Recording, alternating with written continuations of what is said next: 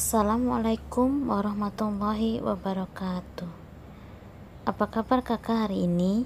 Mudah-mudahan tetap sehat selalu ya.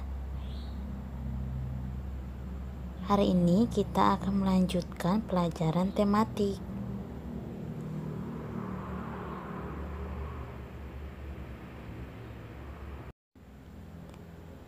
yaitu tema 3B, subtema 2, pembelajaran 5 dan pembelajaran 6. Alangkah baiknya sebelum kita mulai belajar, kita membaca doa terlebih dahulu ya kak. Bismillahirrohmanirrohim.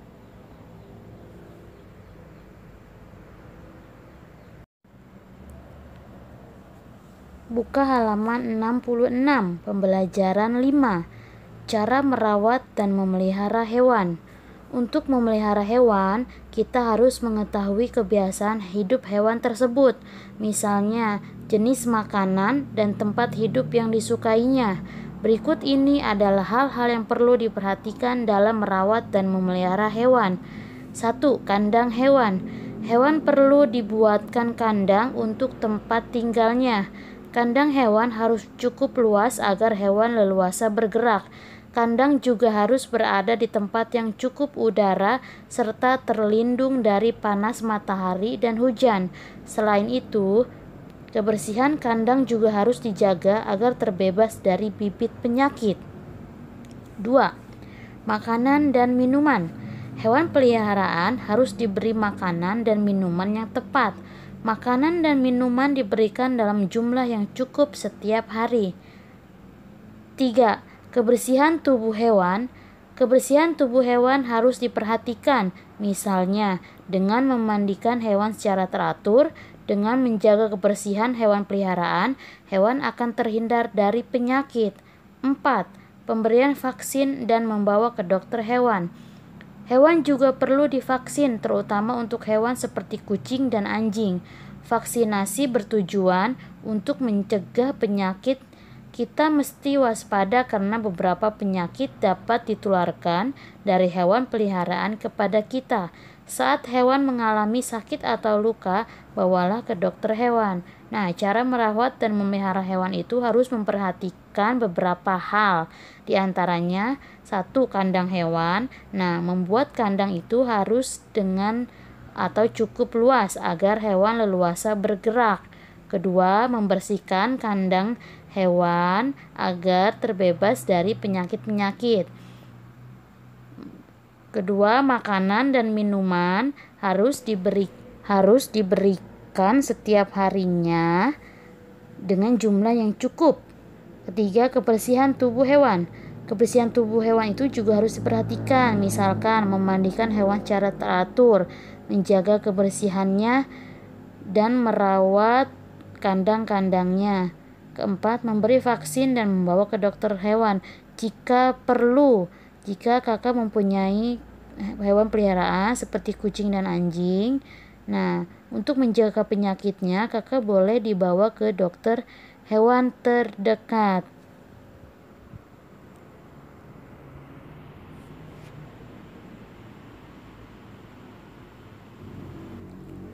Lanjut halaman 67. 67. Manfaat hewan liar.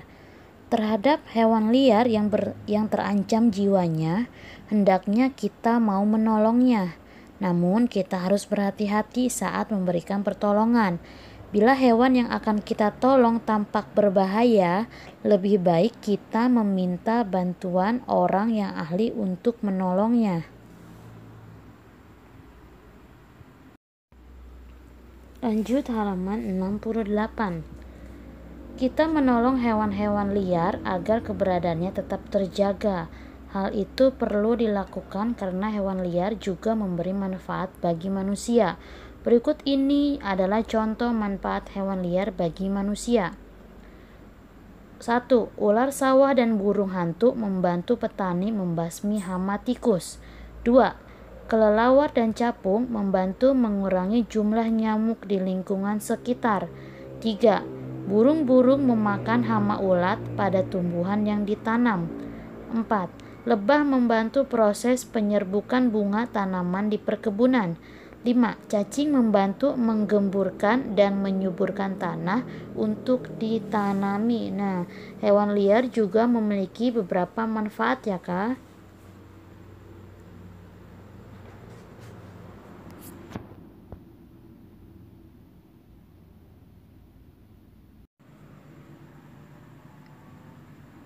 Selanjutnya buka halaman 70.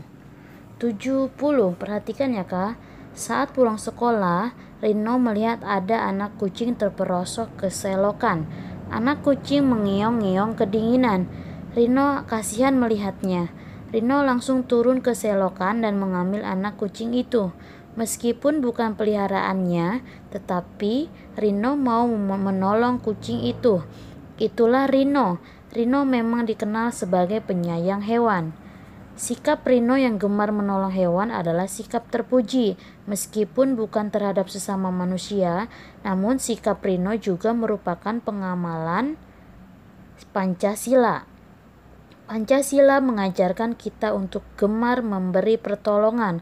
Pertolongan tersebut juga kita berikan kepada semua makhluk hidup yang membutuhkan. Sikap Rino sesuai dengan sila kedua Pancasila. Sila kedua Pancasila berbunyi kemanusiaan yang adil dan beradab.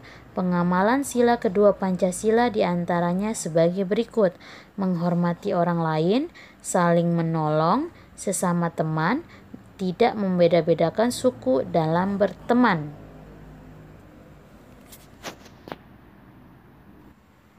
Dilanjut halaman 72.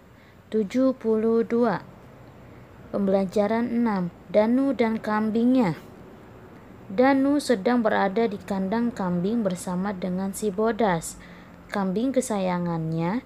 Danu tampak berwajah sedih.